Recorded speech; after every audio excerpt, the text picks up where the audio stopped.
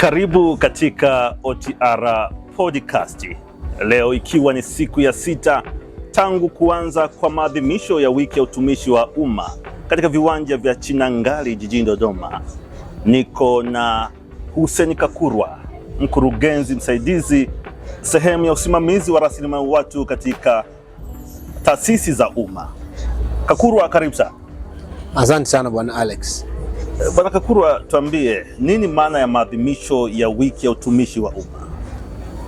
Maadhimisho ya wiki ya utumishi wa umma ni maadhimisho ambayo huandaliwa na serikali kila mwaka na ambayo yanahusisha taasisi za serikali, idara za serikali katika kuonyesha na kuelimisha wananchi kuhusu huduma zinazotolewa na serikali pamoja na taasisi zake.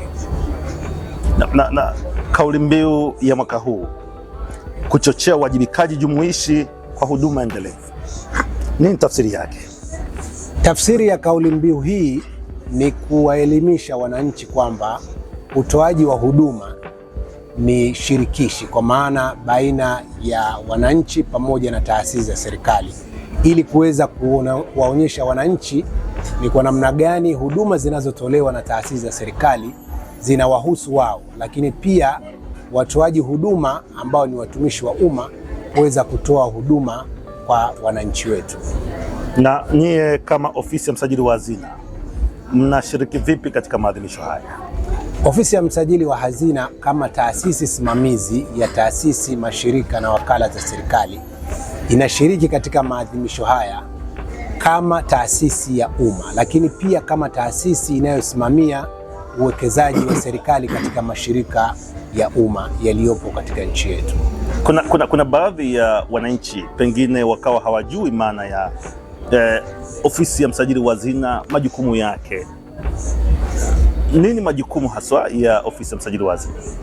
Ofisi ya msajili wa hazina kwa ufupi ina majukumu makuu manne ya msingi. Jukumu la kwanza ni kusimamia utendaji wa taasisi na mashirika ya umma, kwa maana ya kusimamia management zile ambazo zinaongoza mashirika haya. Lakini jukumu la pili la msingi la ofisi hii ni kusimamia uwekezaji uliowekezwa katika mashirika hayo ili kuhakikisha uwekezaji huo unaleta tija katika uchumi wa nchi yetu. Lakini jukumu la tatu ni kutoa ushauri kwa serikali kuhusu uwekezaji na usimamizi wa mashirika haya ya umma.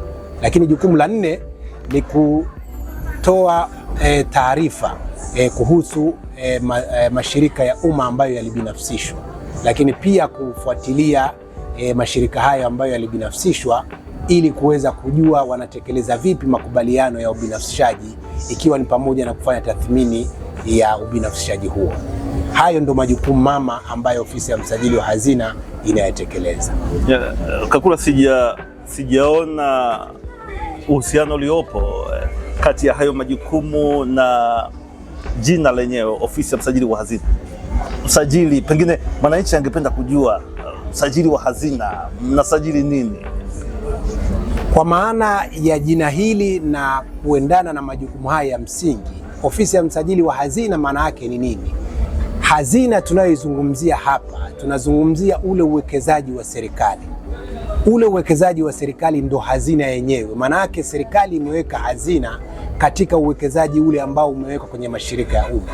Mashirika ya umma ambayo ofisi ya msajili wa hazina inayasimamia, maana yake ni hazina ya serikali.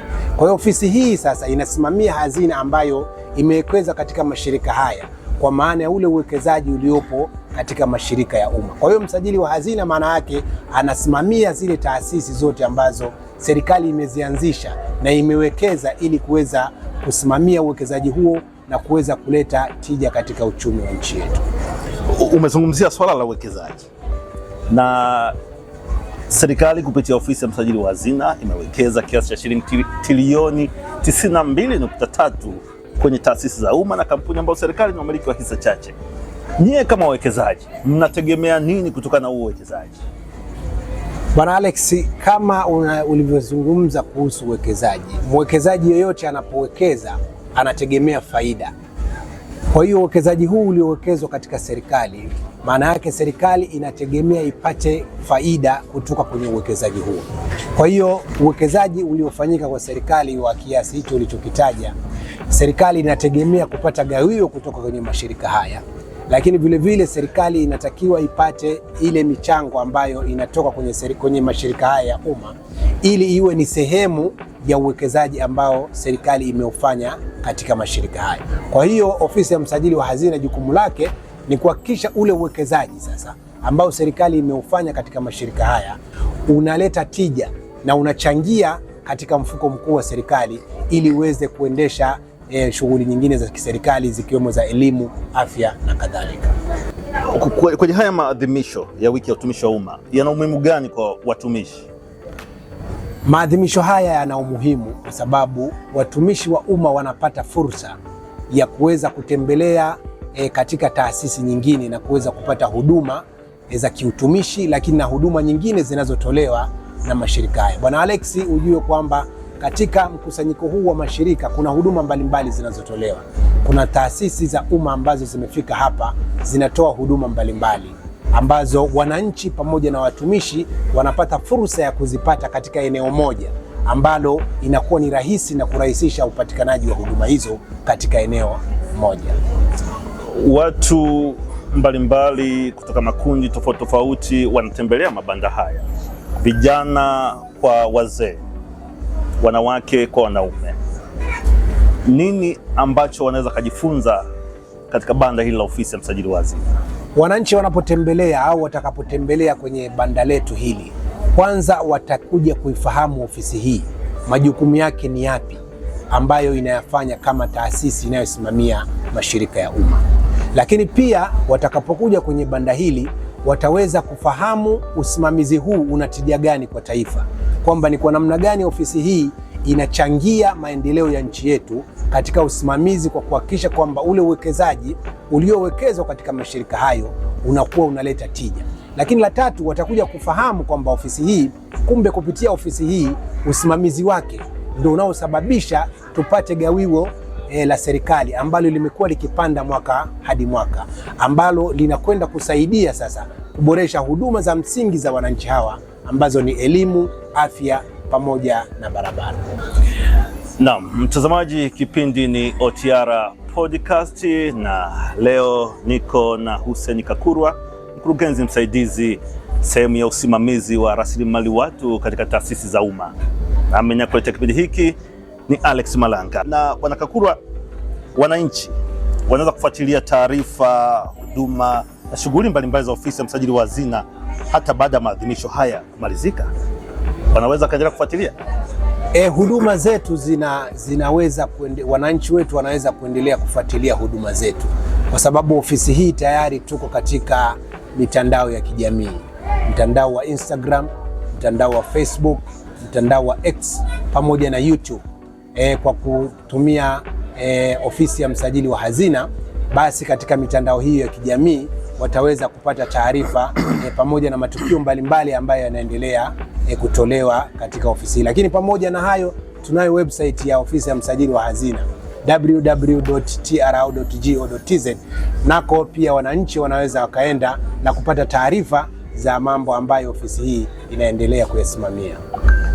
Tunapoelekea kuhitimisha kipindi chetu, ni ujumbe gani ambao ungependa kuwapatia wananchi, watumishi wa umma na wadau mbalimbali kuhusiana na wiki ya utumishi wa umma? Ujumbe ambao nataka kuwapa watumishi wa umma na wananchi mbalimbali wanaohudhuria maonesho haya, lakini na wale ambao bado hawajaja kwenye maonesho haya, ni kwamba waje katika viwanja hivi ili waweze kupata huduma za msingi katika taasisi zetu hizi. Ofisi ya msajili wa hazina inasimamia taasisi ambazo nyingi ndo zinazotoa huduma kwa wananchi. Kwa mfano taasisi za afya ziko hapa, zinatoa huduma mbalimbali za vipimo na kadhalika, lakini vile vile kuna taasisi ambazo zinatoa huduma kama NIDA inatoa vitambulisho vya taifa, lakini vile vile kuna taasisi nyingine ambazo zinatoa huduma mbalimbali. Kwa hiyo kupitia maonesho haya huduma hizi zote zinapatikana katika eneo moja. Kwa hiyo inakuwa ni fursa kwao kuweza kupata huduma hizi katika eneo moja kwa urahisi na kuwawezesha kupata huduma ambazo pengine zingeweza kuchukua muda mrefu, lakini kuwepo kwao hapa inaturahisishia sasa sisi watoa huduma pamoja na wananchi kuweza kupata huduma katika eneo moja. Kwa hiyo watoe wito na rai yangu kwamba watumishi katika siku chache hizi zilizobakia pamoja na wadau wengine na wananchi kwa ujumla watumie hizi siku chache zilizobakia, waje katika banda letu la ofisi ya msajili wa hazina, lakini na taasisi nyingine ambazo tunazisimamia ili waweze kupata huduma na kuweza kushughulikiwa matatizo yao pamoja na hoja zao mbalimbali. Asante sana Hussein Kakurwa, mkurugenzi msaidizi sehemu ya usimamizi wa rasilimali watu katika taasisi za umma.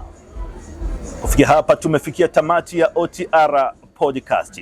Kwa taarifa zaidi usikose kutufuatilia katika tovuti yetu ya ofisi ya msajili wa hazina pamoja na mitandao ya kijamii ikiwa ni pamoja na Instagram, YouTube, LinkedIn pamoja na Facebook. Tuonane mpaka wakati mwingine. Jina langu ni Alex Malanga.